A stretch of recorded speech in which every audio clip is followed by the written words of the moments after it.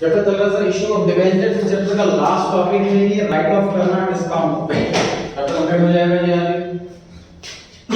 तो राइट मतलब लिखना, राइट ऑफ मतलब लिखे हुए को हटाना, मतलब जो अकाउंट आपने खोल दिया है उस अकाउंट को डिलीट करना है, उस अकाउंट को रिमूव करना है। रिमूव करने का तरीका क्या होता है सर? अगर वो डेबिट में है तो उसे क्रेडिट कर दो, और अगर क्रेडिट में है तो उसको डेबिट कर दो।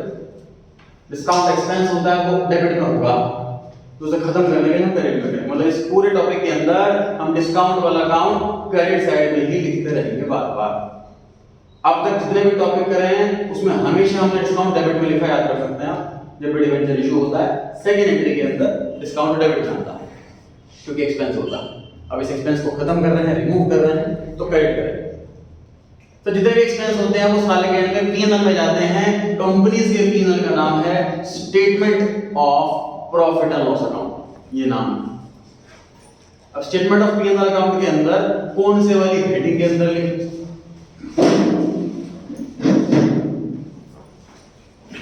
तो मेरे अकॉर्डिंग दो हेडिंग समझ में आनी थोड़ी थोड़ी। एक तो फाइनेंस कॉस्ट और एक अदर एक्सपेंसेस, क्योंकि डेप्रिसिएशन नहीं है, गुड्स नहीं है ना, लेबर नहीं है, वाले खर्चे तो है नहीं।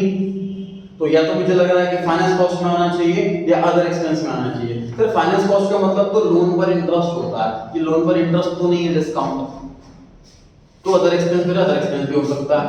चर्चा करते ध्यान से देखिए। सर फाइनेंस कॉस्ट में जो हमने अभी तक मीनिंग पढ़ा है चैप्टर नंबर 1 बुक नंबर 3, उसमें ये पढ़ा है कि फाइनेंस कॉस्ट का मतलब लोन पे इंटरेस्ट होता है। नहीं, गलत पढ़ा है। फाइनेंस कॉस्ट का मतलब लोन, अगर हमने कोई बोरोइंग करी है उससे रिलेटेड सारे खर्चे आते हैं। जैसे कि जब लोन लिया जाता है उस टाइम एक प्रोसेसिंग फीस पे करनी पड़ती है। बैंक वाले सर छोटे मोटे, जैसे कई बार होर्डिंग लगी होती है कि इतना बड़ा लोन इतने कम रेट ऑफ इंटरेस्ट पर, ताकि कस्टमर्स अट्रैक्ट हो, तो लेने के लिए जाते हैं तो लगता है प्रोसेसिंग फीस अलग, फाइल चार्ज अलग, लोन बंद करोगे क्लोजर प्री क्लोजर चार्ज अलग, चार्ज से लगा देते हैं। तो वो सारे हमारे क्योंकि लोन की रिगार्डिंग ही हो रहे हैं, इसलिए वो सब के सब फाइनेंस कॉस्ट में लगते हैं।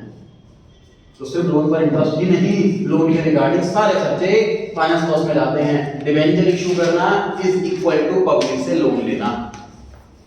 तो डिबेंचर का इंटरेस्ट फाइनेंस कॉस्ट है, डिबेंचर को इशू करते टाइम डिस्काउंट नाम पर खर्चा हो गया, ये भी हमारा फाइनेंस कॉस्ट है। डिबेंचर को इशू करते टाइम हम रिडेम्पशन प्रीमियम ले रहे हैं, वो वाला लॉस हो गया, वो भी लोन वाला नुकसान है, वो भी हमारा फाइनेंस कॉस्ट के अंदर आएगा। क्लियर हो गया? बात ध्यान रहेगा। तो फाइनेंस कॉस्ट के अंदर ये आना है, चाहे डिस्काउंट ऑन इशू हो, चाहे लॉस ऑन इशू हो, चाहे डिबेंचर इंटरेस्ट हो, सबका सब फाइनेंस कॉस्ट में आना है। अदर ध्यान रखिए ये बात। बढ़े आगे। Question number 34। क्वेश्चन 34 में लिखा हुआ है जी, कैलकुलेट करें amount of discount to be return of on the debentures of rupees 6 lakh 155 155 100 करता हूं 155 पेज नंबर। डिबेंचर दिए हुए सर 6 लाख रुपए के, इशू किए 1 अप्रैल 2014 को at a discount of 5%, repayable in annual drawings of 1 lakh each. मतलब कंपनी ने ऐसा बोल रखा है कि टोटल 6 लाख रुपए के डिबेंचर हैं, इकट्ठे हमसे पैसे दिए नहीं जाएंगे, तो हर साल 1-1 लाख रुपए के डिबेंचर रिडीम करते रहे, 6 साल में खत्म हो जाएंगे। सर फेस वैल्यू नहीं दे रखी, कितना प्रेज्यूम करोगे? 100। ये 6 लाख डिबेंचर है कि 6000 डिबेंचर है? 6000 डिबेंचर, क्योंकि कितना लगा हुआ। अच्छा जी, मुझे डिस्काउंट कैलकुलेट करके बताना, जरा हेल्प कीजिए। 5% किसका करूं? 6 लाख का 5% 30,000 खत्म। इस क्वेश्चन में सिर्फ वर्मा का क्वेश्चन है, सिर्फ और सिर्फ हमें इसमें डिस्काउंट कैलकुलेट करके बताना था।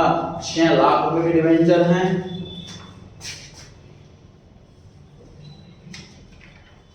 इसका 5%, या फिर सर ऐसे भी कर सकते हैं कि ना 6000 डिबेंचर है, 6 लाख रुपए के 100 रुपए के 6 लाख डिबेंचर है, number of debentures multiply by face value multiply by discount rate. इस बार 100 रुपए का डिवेंचर है और 5% का डिस्काउंट है, मतलब एक डिवेंचर पे 5 रुपए का डिस्काउंट है, तो 6000 डिवेंचर पे डिस्काउंट कितना,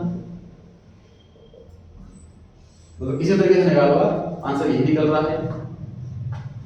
ध्यान देने वाला पॉइंट यही है कि 6 लाख को आप 100 से मल्टीप्लाई ना करते हैं, ध्यान दें कि आगे रुपीस का साइन लगा हुआ, इस छोटा सा पॉइंट बस वही है जो गलती करवा सकता है। वापसी टाइम में 5% दे रहा है। हाँ जी, नहीं डिस्काउंट लिखा हुआ है तो वापसी टाइम में डिस्काउंट होता है कि इशू के टाइम डिस्काउंट, रिडम्पशन के टाइम में डिस्काउंट होता ही नहीं है। रिडम्पशन या तो पार पे हो सकता है, रिडम्पशन या प्रीमियम पे हो सकता है, इशू वाला डिस्काउंट। क्वेश्चन नंबर 35 पर आ गए सर हम। ऑन 1 अप्रैल 2014 कंपनी ने इशू करें 1 lakh debentures, 1 lakh debenture issue करें, 13% का इंटरेस्ट का रेट है, 100 रुपीज फेस वैल्यू, डिस्काउंट करा है 6% के प्रीमियम पे, और रिडीम करना इस तरीके से कि पहले साल के एंड में 10% डिवेंचर रिडीम कर देंगे, सेकंड ईयर के एंड में 20% डिवेंचर रिडीम कर देंगे, थर्ड ईयर के एंड में 30% डिवेंचर रिडीम कर देंगे, और फोर्थ ईयर के एंड में 40% डिवेंचर रिडीम।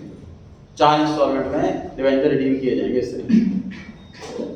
आगे कैलकुलेट करें amount of discount to be return of assuming the company close the books on 31 March, और जर्नल एंट्री भी करनी है, डिस्काउंट को राइट ऑफ कर देंगे।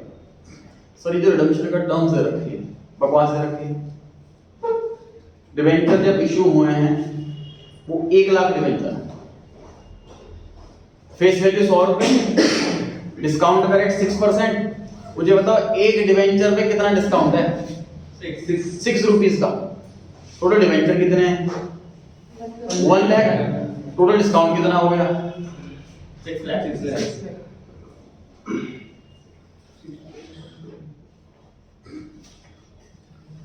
6 लाख। 100 रुपए का डिवेंचर है, 6% डिस्काउंट का रेट दे रखा है, तो एक डिवेंचर पे डिस्काउंट हो गया 6 रुपए। 1 लाख डिवेंचर है, टोटल डिस्काउंट हो गया 6 लाख। टोटल डिस्काउंट हो गया जी 6 लाख। क्वेश्चन में कहा था कैलकुलेट करो डिस्काउंट, हमने पहला काम कंप्लीट कर लिया, ये डिस्काउंट कैलकुलेट कर लिया। सर ये रिडीमेबल दिया है ये सर कौन से केस में मतलब? उसके बाद क्वेश्चन का फर्स्ट पार्ट में तो कहा था कैलकुलेट करो, कैलकुलेट हमने कर लिया है। सेकंड पार्ट में क्या मांगा है? इसकी जर्नल एंट्री पास करके दिखाइए, डिस्काउंट की जर्नल एंट्री पास करके दिखाइए। करिए ये पास।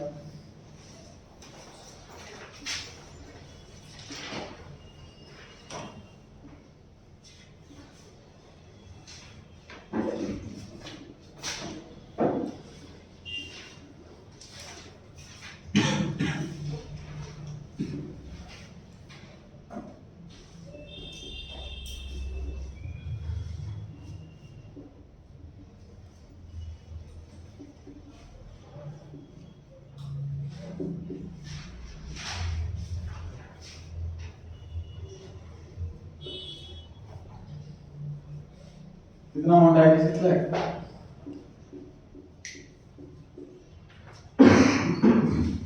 Statement of profit and loss account debit, bracket में फाइनेंस कॉस्ट, स्वप्निल मास लगाएं। Yes sir. To discount on issue of debenture account. जब हमने डिवेंचर इशू किए थे उस टाइम हमने डिस्काउंट डेबिट किया था, एक्सपेंस बुक किया था। अब उस एक्सपेंस को राइट ऑफ करने का समय आ गया है, इसलिए डिस्काउंट का रेट किया जाएगा।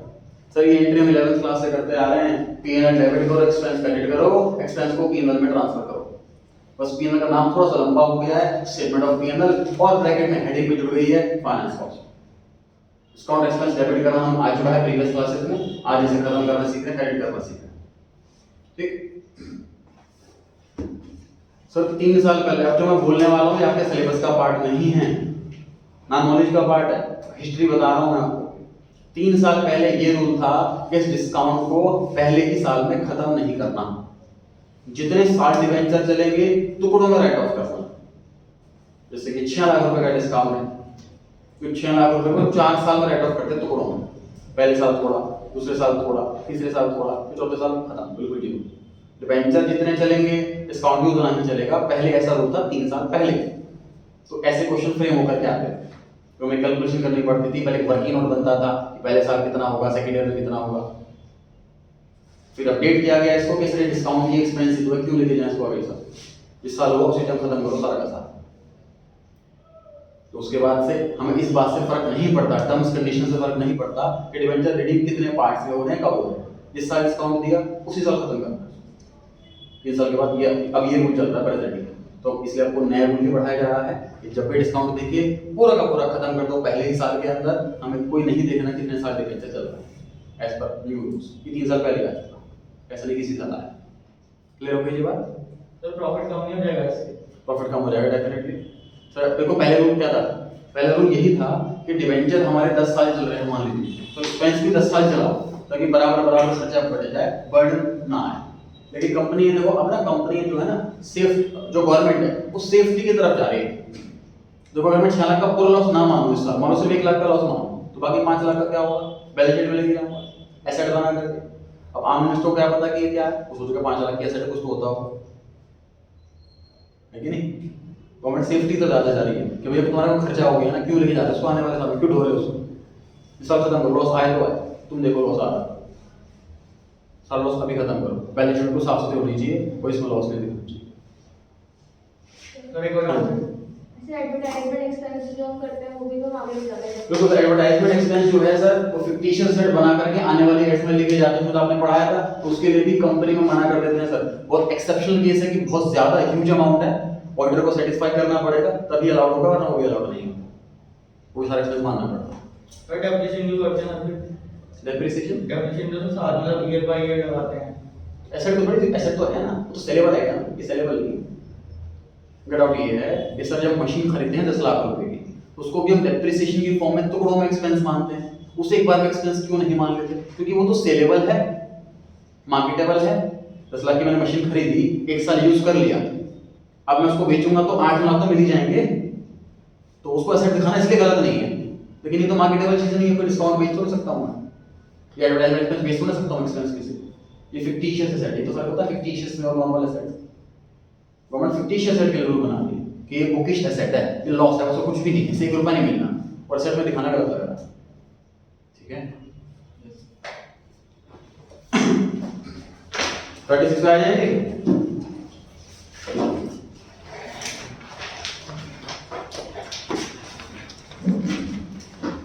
Question number 36, a company issued, यहाँ से पढ़ेंगे, a company issued 15,000 10% debentures of ₹100 each on 1st April 14, redeemable at 6% premium by drawing method as follows।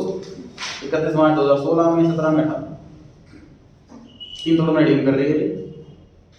15,000 debenture है, 100 रुपए वाले, मतलब 15 लाख रुपए के, 15 लाख रुपए 3 बार कैलकुलेट करना है। अमाउंट ऑफ डिस्काउंट या लॉस है, उसमें तो लॉस हो गया, which should be transferred to PM.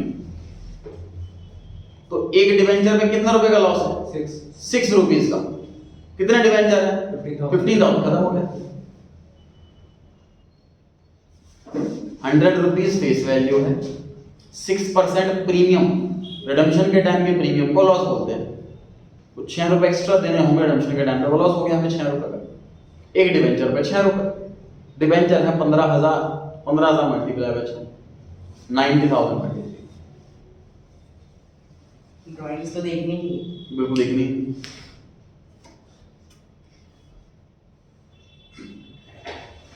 और आता हूँ नॉलेज के लिए, ड्राइंग्स मेथड क्या होता है सर मान लीजिए आप सब डिवेंचर होल्डर्स हैं, आप सबने थोड़ा पैसा दे रखा है मेरे को, और मैं कंपनी हूँ और मैंने आपका पैसा दे रखा है और कंपनी में लगा रखा है, हर साल मैं आपको इंटरेस्ट पे कर रहा हूँ, और मैंने टर्म्स कंडीशन मान लो ऐसी रखी हुई है कि सबको पैसा 5 साल के बाद मिले। तो ऐसा क्या होगा, हर साल आओगे मेरे पास इंटरेस्ट लेने के लिए, और 5 साल बाद आओगे 5वें साल का इंटरेस्ट और अपना पूरा पैसा वापस लेने के लिए। सही बात है। लेकिन अब मैं कह रहा हूँ कि मैं 5 साल में खरीदने नहीं दूंगा, मैं सब थोड़ा दूंगा। सपोज 5 लाख रुपए के डिवेंचर है, तो मैं साल के 1 लाख रुपए डिवेंचर रिडीम करूंगा, ऐसा बोल रहा हूँ। अब अगले साल कौन आएगा पैसे लेने के लिए, क्योंकि डिवेंचर होल्डर तो बहुत सारे हैं, सबको पैसा नहीं देना। ऐसे केस में क्या करते हैं, ड्राइंग मतलब का मतलब पर्ची बनाते हैं, लिटरली मतलब पर्ची बनती है इसके अंदर डिवेंचर होल्डर्स की, इसकी पर्ची आ जाए उसको डिवेंचर रिडीम करो। तो 1 लाख रुपए डिवेंचर इस तरह से रिडीम होते हैं, ड्राइंग मतलब ये होता है। पर्ची वाला मेथड ये बिल्कुल ऑथराइज्ड मेथड है, ऑफिशियल मेथड है। स्कूल्स में होता है सर, जब एडमिशन के टाइम पर क्राइटेरिया बन जाता है, मूवी हिंदी मीडियम देखी होगा आपने, उसमें भी जब एडमिशन के लिए बच्चे के एडमिशन के लिए वो अप्लाई करते हैं और सारे क्राइटेरिया फुलफिल होने के बाद 5-6 बच्चे बच जाते हैं, 8 बच्चे बच जाते हैं, सीट लेकिन 2 ही थी और बच्चे 8 बच गए, सारे क्राइटेरिया सबका बराबर है, तो क्या करें, पर्ची डाल दी नाम की, जिसके नाम की पर्ची है उसको एडमिशन दी, ऐसे हुआ। ठीक है जी, तो ड्राइंग मेथड उससे होता है, कैप का कुछ हमारे कोर्स से कोई मतलब नहीं होता। 37 क्वेश्चन आया, नोट करते हैं सब आंसर, मेथड कैसे आया, नोट कर रहे हैं सभी आंसर। Yes. 15,000 multiply by 4। अब आ गए सर हम 37 क्वेश्चन नंबर पे। सर कंपनी ने इशू करे हैं 50,000 वाले डिवेंचर, फेस वैल्यू 1000, ध्यान रहे अलर्ट हो जाए, फेस वैल्यू 100 से लगा हुई है, 1000 फेस वैल्यू। सर एट 950 क्या वो समझ नहीं आया मेरे को, बताओ सर 952 को इशू कर रहे हैं, 48 का डिस्काउंट है। बिल्कुल सही। 1000 रुपए की फेस वैल्यू का डिवेंचर 952 में इशू किया जा रहा है, मतलब क्वेश्चन कह रहा है कि 48 रुपीस का डिस्काउंट है, क्वेश्चन डायरेक्टली कह रहा है। The debentures are redeemable in equal 5-year installment, prepare करें discount on issue of debenture account. इस बार अमाउंट नहीं पूछा, एंट्री नहीं पूछी, लेजर पूछा। लेजर, सर लेजर के लिए सबसे बढ़िया बात पता क्या होती है कि एंट्री माइंड में बिल्कुल फिट होनी चाहिए। डिस्काउंट बताइए, जब फर्स्ट एंट्री में आता है इशू की, सेकंड एंट्री में आता? सेकंड एंट्री में आता। फर्स्ट एंट्री तो बैंक टू एप्लीकेशन होती है, डिस्काउंट तो आता है सेकंड एंट्री के अंदर आता है। डिस्काउंट डेबिट में आता है क्रेडिट में आता है? तो अमाउंट डेबिट साइड में आएगा पहले, बनाएंगे laser.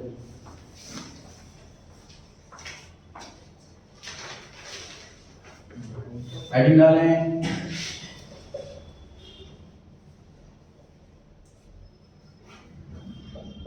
Discount on issue of debentures account, top corners का डेबिट क्रेडिट।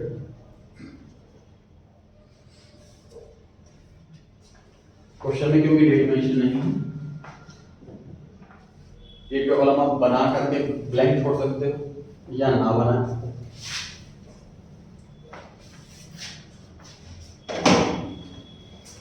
तो आप लोगों ने बताया ये सब जर्नल एंट्री के अंदर डिस्काउंट अकाउंट जो है वो डेबिट होता है, तो मैं भी डेबिट साइड में लिखने वाला हूं अमाउंट।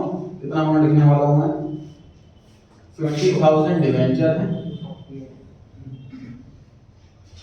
और मल्टीप्लाई बाय 48, ये 24 लाख रुपए हो गए। सर डेबिट में डिस्काउंट आता है, ये तो आपने बता दिया। क्रेडिट में क्या आता है? डिस्काउंट इसके साथ कैसे हो जाएगा? हाँ जी, डिवेंचर अकाउंट। याद कीजिए सेकंड एंट्री क्या होती है? Debenture application debit, discount debit, 2% debenture की एंट्री होती है सेकंड वाली। अब सोचो ये जनरल एंट्री कर चुका हूं मैं, अब मैं डिस्काउंट का लेजर बना रहा हूं, तो बताइए लेजर के डेबिट साइड में क्या आता है? क्रेडिट साइड, क्रेडिट साइड आता है। लेजर के क्रेडिट साइड के पर्टिकुलर्स में क्या आता है? Debit side. उस एंट्री में क्रेडिट साइड में परसेंटेज डिवेंचर है, तो डेबिट साइड में जो मैंने अमाउंट लिखा ये credit side, debit side credit वाला है। तो 15% डिवेंचर्स अकाउंट। कैलकुलेशन बेसिकली आपको ये वाली यहां लिखनी है, 50,000 मल्टीप्लाई बाय 48 और आउटर कॉलम में 24 लाख होगा। सर वर्किंग नोट नहीं बना सकते सर? किस चीज के लिए? मतलब कि आपने मतलब कितना डिस्काउंट लगाया इसके लिए? टाइम खराब होगा, इतनी सी बात नहीं थी। ये कह रहा ना 48 इसके वर्किंग नोट कितने से तो कैलकुलेशन है, तो मार्क्स नहीं कटेंगे ना वर्किंग? बिल्कुल बिल्कुल। कोई जो वर्किंग नोट कंपल्सरी है तो आपको बताता हूं, जैसे इशू डिवेंचर्स में था मैंने बताया। तो सर फर्स्ट एंट्री के अंदर डिस्काउंट अकाउंट आता ही नहीं है, इसलिए फर्स्ट एंट्री मैंने स्लाइड में नहीं लिखी। फर्स्ट एंट्री होती है bank to application, discount account आया है। सेकंड एंट्री होती है application account, debit discount account, debit to percentage debenture. Entry के अंदर डिस्काउंट आया तो लेजर में भी आ गया, क्योंकि एंट्री के अंदर डिस्काउंट डेबिट हो रहा है, इसलिए अमाउंट मैंने डेबिट साइड में लिखा। डेबिट साइड के पर्टिकुलर्स में क्रेडिट साइड आती है, क्रेडिट साइड में परसेंटेज डिवेंचर है तो वही लिखा। ठीक, अब डिस्काउंट को राइट ऑफ करने का टाइम आ गया। ईयर एंड है, 31 मार्च है, अब ये वाला एंट्री पास कर दी। स्टेटमेंट ऑफ P&L ब्रैकेट में फाइनेंस को debit to discount ratio debenture account amount कितना है जी 24। अब क्वेश्चन में एंट्री नहीं मांगी, लेकिन अगर आप एंट्री कर रहे हो तो एक्स्ट्रा में कर रहे हो, ना मार्क्स मिलने ना मार्क्स कटने उसके। क्वेश्चन मांगा है लेजर, तो लेजर के ही मार्क्स मिलने हैं। मुझे सेंटर की पोस्टिंग करनी है, इसमें कैसे करूं? डिस्काउंट जनरल एंट्री के अंदर क्रेडिट हो रहा है, तो मैं अमाउंट लिखूंगा क्रेडिट साइड। क्रेडिट साइड के पर्टिकुलर्स में डेबिट साइड आती है। डेबिट साइड में क्या लिख दो? By statement of P&L bracket में फाइनेंस। दोनों साइड अमाउंट इक्वल है। जब दोनों साइड सिंगल अमाउंट हो तो टोटल करना ऑप्शनल होता है। टोटल आप अलग से करो या ना करो, ये आपकी मर्जी है। तो अगर सिंगल अमाउंट होता होता है, तो ये पर डबल अंडरलाइन कर दिया गया है। आंसर कंप्लीट हो गया। ये 3 साल पहले अब जल्दी से 7 साल तक ले जाओ। फिर इसको थोड़ा सा राइट ऑफ करा, फिर बैलेंस पीडी बच गया, फिर राइट ऑफ करा, फिर पीडी बच गया, ऐसे करते कंटिन्यू। नोट कर लें सभी, बढ़े जी आगे। Yes sir. 38 क्वेश्चन। कंपनी ने इशू करे हैं सर 5000 डिबेंचर 100 रुपए फेस वैल्यू है। इशू के टाइम 4% का डिस्काउंट, रिडम्पशन के टाइम 5% का प्री। बताओ एसपीआर कितना है? नहीं है एसपीआर नहीं। The debentures were issued on 1 April 14, redeem होंगे 5 इक्वल इंस्टॉलमेंट में। पहली रिडम्पशन स्टार्ट होगी 31 मार्च 16 को। तो रिडम्पशन वाली सारी बातें नोट करना है। क्वेश्चन लिखा होगा जनरल एंट्री पास करनी है डिबेंचर इशू करने की भी, कॉमा कैलकुलेट करें लॉस कितना हुआ। तीसरी बात लॉस अकाउंट भी बना। सर लॉस की एंट्री मांगी है, लॉस का अकाउंट मांगा है, डिस्काउंट का अकाउंट क्यों नहीं मांगा, डिस्काउंट का लेजर क्यों नहीं मांगा? आपको बताया गया था डिस्काउंट और लॉस को कंबाइन करने का ऑप्शन होता है हमारे पास। जनरल एंट्री करते टाइम हम डिस्काउंट और लॉस को कंबाइन करके भी लिख सकते हैं और अलग अलग भी लिख सकते हैं। लेकिन इस क्वेश्चन में स्पेशली लॉस का ही अकाउंट मांगा है, लॉस की ही एंट्री मांगी है। मतलब इस क्वेश्चन में क्वेश्चन जा रहा है कि हम कंबाइंड एंट्री ही करें, लॉस और डिस्काउंट को अलग अलग ना दिखाने के लिए। तो हमें जर्नल में भी इकट्ठे करना पड़ेगा। आप सोचो जर्नल में अलग अलग कलर से लेजर कितने बना लूंगा, तो गलत हो जाएगा ना, क्योंकि जर्नल का ही अगला स्टेप लेजर बनता है। जो एंटर लिखता हूँ वही लेजर में आता है। चलिए टोटल की एंट्री तो सिर्फ 2 ही मांगी है इशू करने की। इशू करने की 2 एंट्री होती है और फिर लेजर मांगता हूँ। शुरू हो जाएगी। बताइए फर्स्ट एंट्री क्या है? Bank debit debenture application. बिल्कुल सही। Bank account debit to 12% debenture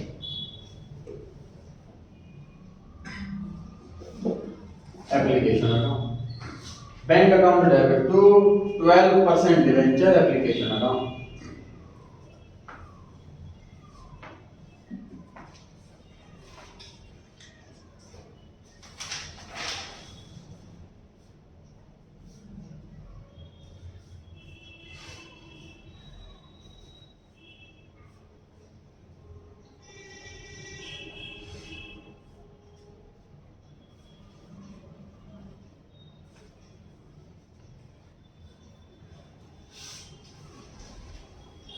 बताइए क्या मल्टीप्लाई है क्या? परसेंटेज फेस वैल्यू से होती है कि इशू प्राइस से होती है? इशू प्राइस से सर 100 रुपए का डिबेंचर 4% डिस्काउंट पे इशू कर रहे हैं, मतलब इशू प्राइस 96 है, परसेंटेज 96 से होगी और 5000 डिबेंचर। सेकंड एंट्री कीजिए खुद से।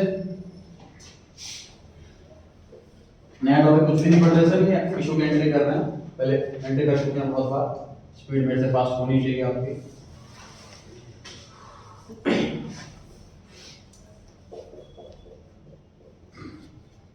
%12 debenture application account debit.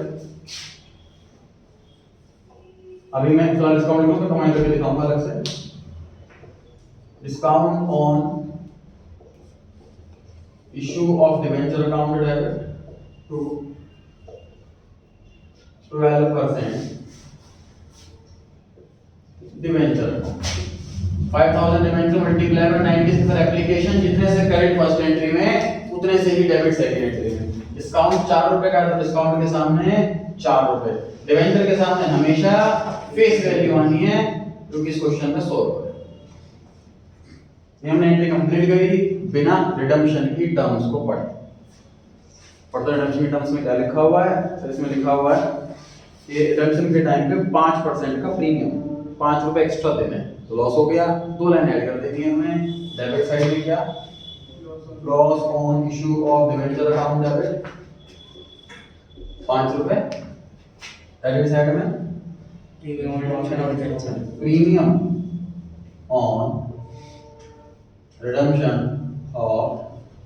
Debenture account. ये हमने एंट्री कंप्लीट करी रिडम्पशन के टर्म्स के साथ। अब हम क्या चीज अलग कर रहे हैं इसके अंदर? सर डिस्काउंट और लॉस दोनों का नेचर सेम है, इसे कंबाइन करने वाले हैं। डिस्काउंट 4 रुपए, लॉस 5 रुपए। अल्टीमेटली लॉस कितना हो गया? 45,000। मतलब 9 रुपए हो गया, है ना? तो लॉस और इसमें कंबाइन कर, क्योंकि क्वेश्चन में एंट्री भी कैलकुलेशन की लॉस की मांगी है, लेजर भी लॉस का मांगा है, तो कोई ना क्वेश्चन लिमिट दे रहा है और प्रैक्टिकली कंबाइन की जाती है सेपरेट अकाउंट में खोल। तो करना होता है वही नहीं करते, यहाँ पे ऑप्शन होता है कम काम करने का, तो ज्यादा काम क्यों करें? सर इसमें कंबाइन हो सकता है? कंबाइन ही करना है, हो सकता है क्या? कंबाइन ही करना है, डिस्काउंट लिखना नहीं है आपको। मैं डिस्काउंट के लिए समझाने के लिए लिखिए, डिस्काउंट काट दो, अगर आपने देख लिया तो डिस्काउंट काट दो। आपको ये लिखना है, बोर्ड पे लिखा हुआ ये फाइनल आंसर क्वेश्चन में, क्योंकि कहा हुआ है आपको लॉस अकाउंट चाहिए हमको, क्वेश्चन में बोला हुआ लॉस अकाउंट चाहिए, तो लॉस से एंट्री कर दी।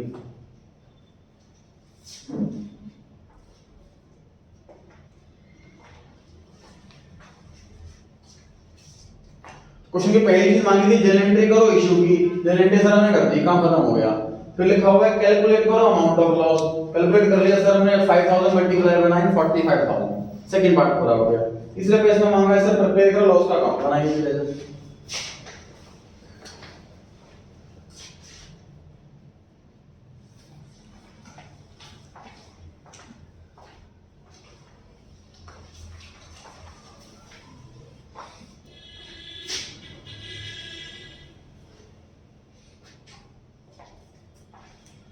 क्रेडिट साइड मैं करता हूं, डेबिट साइड आप करें।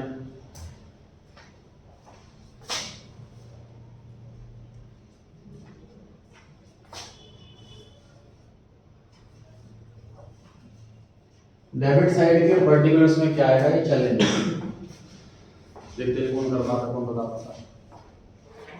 हाँ जी बता। ट्वेल्थ में रिजल्ट आएगा, फिर डिबेंचर्स आएंगे गलत। सर 4 रुपए से आएंगे पर, और फिर प्रीमियम ऑन रिडम्पशन आएंगे फिर 5 रुपए से। परफेक्ट आंसर हो गया, ये बहुत बढ़िया।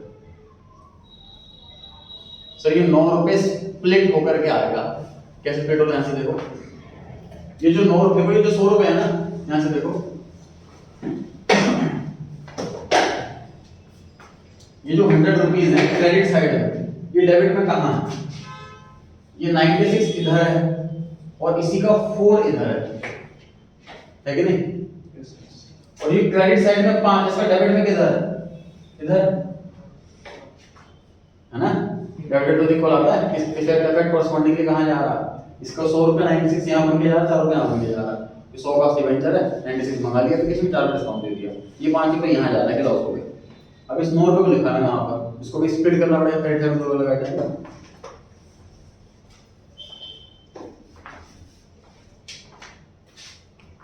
टू 12% डिवेंचर, 5000 डिवेंचर है, 4 रुपए का discount. To premium on redemption of debenture, 5000 debenture है, 5 रुपए का प्रीमियम, 24,000, 20,000 और 25,000। तो ये ऊपर स्प्लिट होकर क्या है? ये 2% 12% डिवेंचर अकाउंट, 5000 डिवेंचर, 4 रुपए का discount. To premium on redemption of debenture account, 5000 debenture और 5 रुपए का प्रीमियम, 25,000।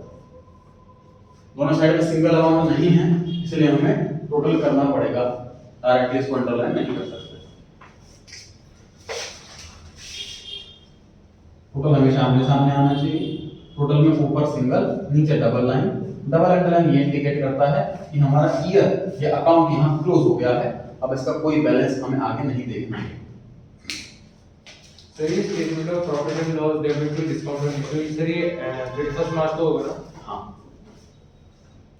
3 महीने की सारी एंट्री 31 मार्च को होगी।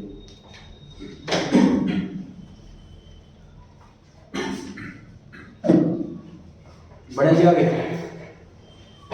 Question number 39।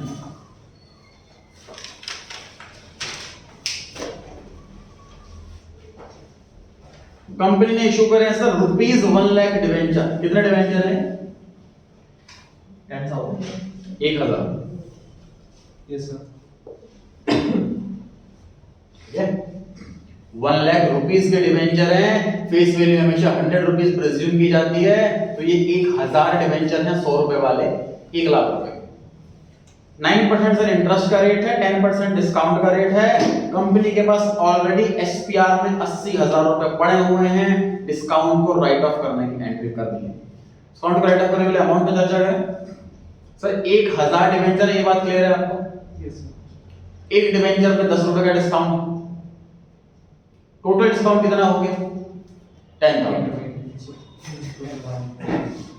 आगे इसको कहते हैं, वही 2-3 तरीके से बताया था मैंने पहले कि सर रुपीस में दे रखा है ऑलरेडी 1,00,000, तो 1,00,000 का 10% कर दो, अब भी 10,000 आएगा। या फिर 100 रुपए का डिवेंचर है, 10% का डिस्काउंट है, तो एक डिवेंचर में 10 रुपए का डिस्काउंट। टोटल डिवेंचर कितने हैं? 1,000। टोटल डिस्काउंट कितना आया? 10,000। जैसे मैं कर ऑलरेडी रुपीस में दे रखा हो तो सीधा परसेंटेज से मल्टीप्लाई कर दो, टोटल डिस्काउंट आ जाएगा। या फिर इंडिविजुअली कैलकुलेट करो। एक डिवेंचर 100 रुपए का, डिस्काउंट करें 10%, एक डिवेंचर पे 10 रुपए का discount, total debenture 1,000, total discount 10,000। ठीक है जी, अब ध्यान से देखिए। नॉर्मली सर क्या होता है हमारे पास कि सर कुछ पैसा ऐसा पड़ा होता है जो स्पेयर है, हमने एक्स्ट्रा रखा हुआ है, रिजर्व में रखा हुआ, कुछ जरूरतें हो तो उसके लिए हम उस सेविंग से पैसा निकाल लेते हैं। अदरवाइज हम अपनी डेली इनकम से, अपनी मंथली इनकम से खर्चे पे करते हैं। तो एसपीआर एक ऐसा रिजर्व है जो रखा हुआ, उसमें 80,000 रुपए पड़े हुए हैं और हमें याद है सिर्फ 5 यूजर्स है उसके, उस 5 के अलावा और किसी काम से हम उसको पैसा नहीं निकाल सकते। डिस्काउंट को राइट ऑफ करना उस 5 यूज में है कि नहीं है। तो क्यों अपने खर्चों से पे करना, वो स्पेशली सीधे लेंगे। हमारी बात तो अब एंट्री बदल जाएगी, डिस्काउंट को राइट ऑफ करने की एंट्री क्या एंट्री बन जाएगी? SPR debit to discount only show करेंगे। सर एक साथ एसपीआर डिस्काउंट कैसे आ सकता है? How is it possible SPR का डिस्काउंट? एसपीआर का ओल्ड बैलेंस, मतलब प्रीवियस ईयर्स में कभी शेयर या डिवेंचर इशू करे होंगे एसपीआर में, तो वो बैलेंस चला आ रहा है, कैरी फॉरवर्ड होता आ रहा है। इस साल डिवेंचर इशू करें डिस्काउंट पे, अब उस रिजर्व से डिस्काउंट को सेट ऑफ करो। ठीक है सर एसपीआर का एक यूज है ये, one of the use, total 5 होता है, उसको एक यूज है भी। तो लेट लिख लीजिए securities premium reserve account debit.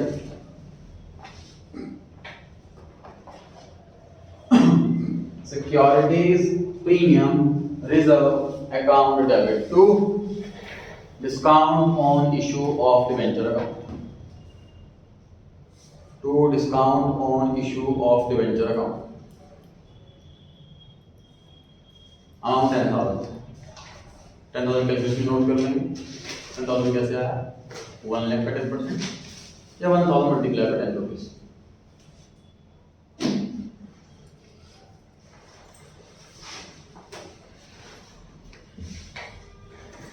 पढ़ेंगे आगे? Yes sir. क्वेश्चन नंबर 40 में लिखा हुआ है calculate the amount of discount to be return off, इसमें करेक्शन करनी, कैलकुलेशन कीजिएगा ना, जनरल एंट्री मांगी। क्वेश्चन को स्टार्टिंग लाइन करके लिख लें, pass journal entry for writing off discount on debenture, pass journal entry for writing off discount on debenture. इसमें सिर्फ कैलकुलेशन नहीं, एंट्री भी करनी है, ये चेंज करवा रहा हूं क्वेश्चन के अंदर। लिखा हुआ डिवेंचर्स ऑफ ₹6,00,000। कितने डिवेंचर है ये? 6,000 डिवेंचर है, 100 रुपए प्रदर्शन होती है। अच्छा डिस्काउंट का 5% का डिस्काउंट है और कंपनी में बैलेंस पड़ा हुआ है एसपीआर में 10,000 रुपए। चलिए पूरा डिस्काउंट कैलकुलेट करके बताएं आपको कितना है? 30,000। सर 6,00,000 रुपए के टोटल डिवेंचर हैं, 5% के हिसाब से 30,000 रुपए का डिस्काउंट बनता है। तो मुझे एसपीआर से पैसा ले लेना चाहिए, लेकिन एसपीआर में सिर्फ 10,000 रुपए हैं। अब क्या करूं, पूरा पीएनएल से लूं या पहले एसपीआर से लूं? जो कम बड़े पीएनएल तो राइट ऑफ कर लेंगे। पहले एसपीआर से पैसा लेंगे हम, क्योंकि जो पैसा हमारा ब्लॉक पड़ा हुआ है जो अनयूज्ड है, सिर्फ 5 ही यूज है उसके, पहले पैसा वहां से लेंगे, उसके बाद कम पड़ता है तो पीएनएल से। तो अब डेबिट में एसपीआर लिखना है कि पीएनएल लिखना है? दोनों। पहले ऊपर कौन सा लिखूं? एसपीआर।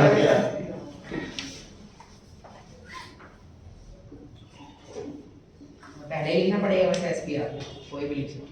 हाँ, इसका क्योंकि फर्स्ट यूज आर्डर में ये दिखा रहे हैं टेबल, फर्स्ट प्रेफरेंस होते हैं। एसपीआर में से कितना? 10,000। पीएनएल में से कितना? 20,000। ठीक।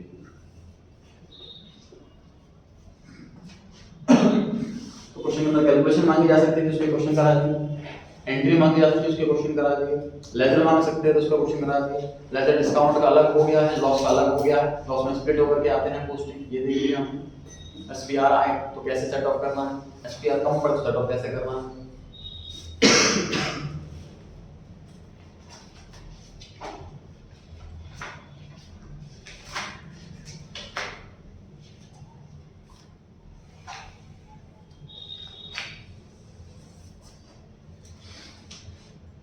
सर एक बार ये कोलेटरल सिक्योरिटी समझा दीजिए। कोलेटरल सिक्योरिटी का मतलब तो एडिशनल सिक्योरिटी, सर इसकी जनरल एंट्री मतलब जो मेथड तो है सर। कोलेटरल सिक्योरिटी वाली एंट्री देखेंगे, debenture suspense account debit to percentage debenture. बात करते हैं पहले क्रेडिट साइड पे, जब भी डिवेंचर इशू होते हैं तो क्रेडिट होते हैं, लायबिलिटी दिस क्रेडिट, इसे क्रेडिट साइड में परसेंटेज डिवेंचर अकाउंट आया।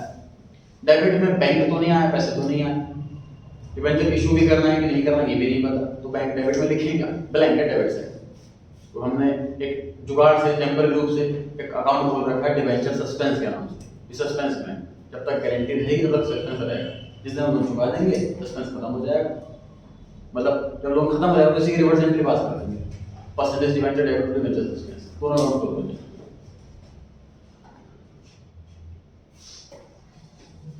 अब आ गए हैं पेज नंबर 158 पर।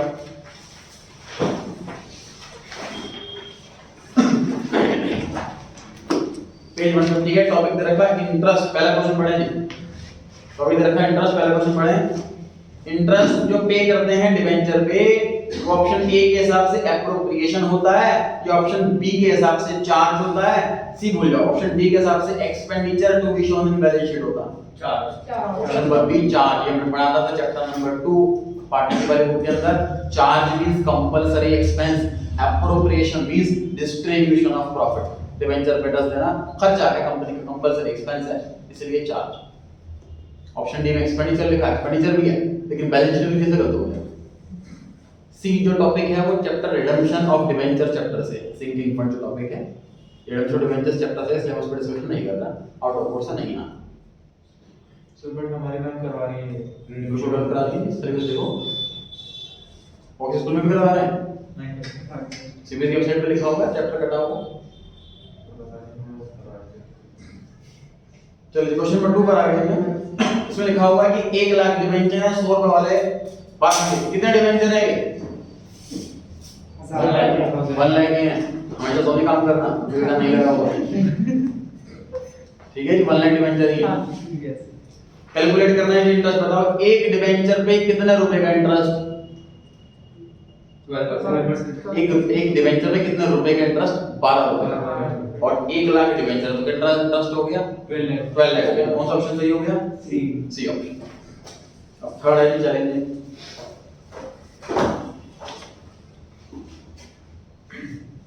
कंपनी ने सर इशू करे हैं 15% डिवेंचर 20 लाख रुपए वाले। कितना डिवेंचर है ये?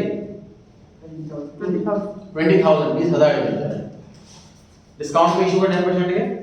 कंपनी पे करती है इंटरेस्ट हाफ इयर्स पर, डेट थोड़ी सी अलग है, थोड़ी सी डेट अलग है इस बार। Yes sir. 30 जून, 31 दिसंबर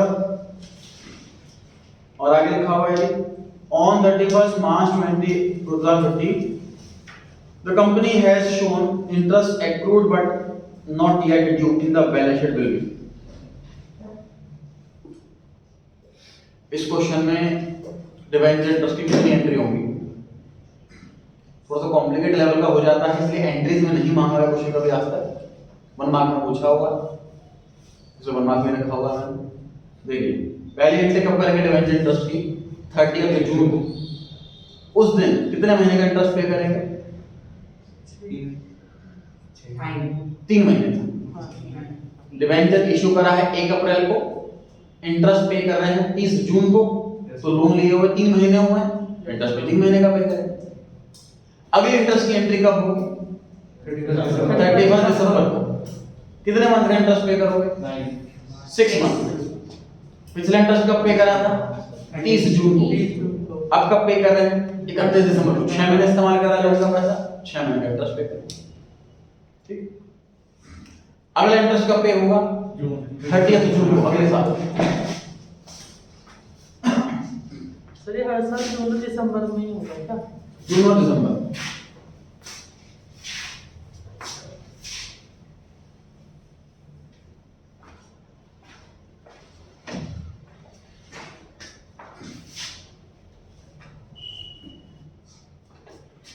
देखिए 1 अप्रैल 14 डिबेंचर इशू होने डेट पर 1 साल कंप्लीट हो जाएगा। ये 1 अप्रैल 15 नया साल चालू हो गया और 1 अप्रैल 16 ये उससे भी नया साल, अलग साल। यहाँ से आता 1 साल कंप्लीट है, यहाँ से आता 1 साल कंप्लीट है। इंटरेस्ट जो देना है वो हमने यहाँ देना है, तो फिर यहाँ देना है।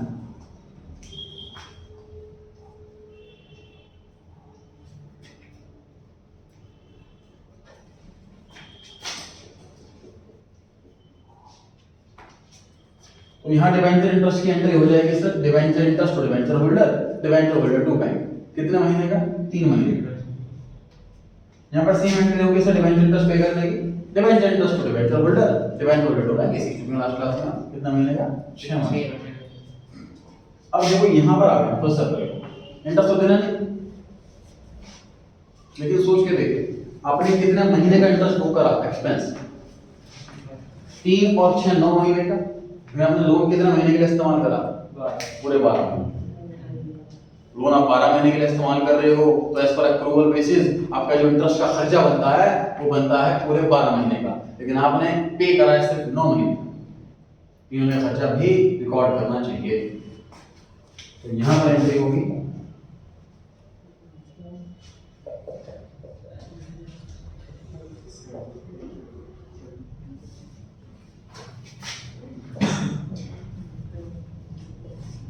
interest accrued but not due।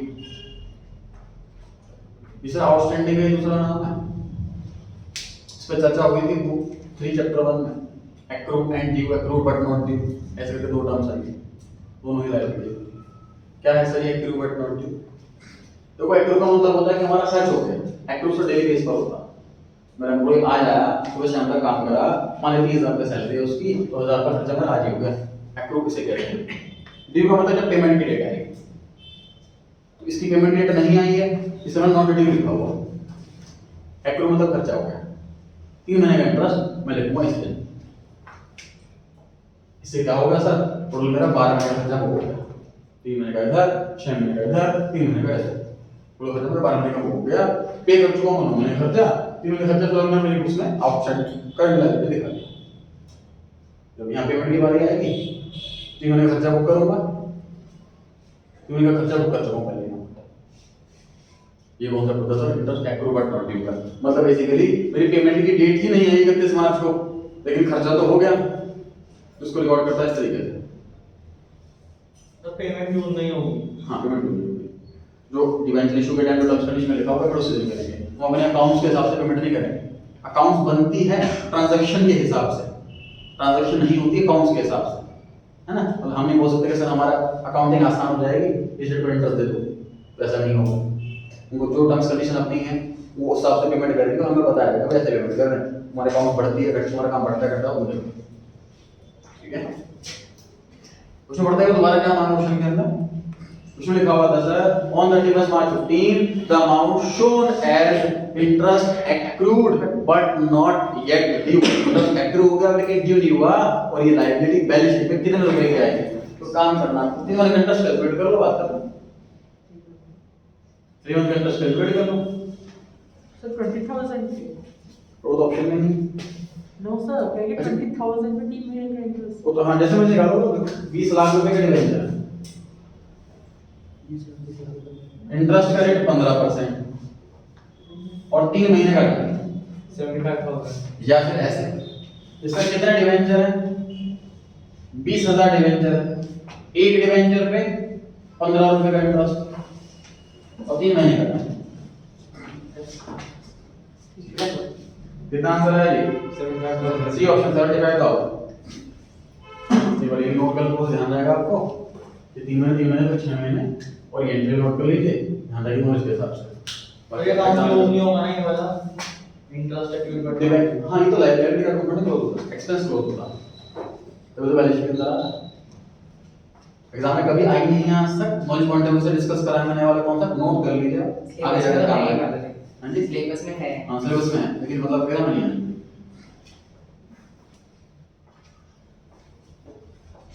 Syllabus में नहीं है तो कराते नहीं है। डिवेंचर चैप्टर 2 ग्रेजुएशन में भी है, प्रोफेशनल कोर्सेज में भी है, इसमें तो मैं 2 महीने क्लास ले सकता हूँ डिवेंचर में, इतना टॉपिक वही कराता हूँ जो सिलेबस के अंदर है, बस ये हिंट दे देता हूँ कि इंपॉर्टेंट ज़्यादा ये इंपॉर्टेंट कम। जैसे वन में कटा दिया टीडीएस वाला, इंटरेस्ट वाला टॉपिक पर कटा दिया, tax credit at source 10% topic delete हो गया, तो चर्चा करेंगे मैंने।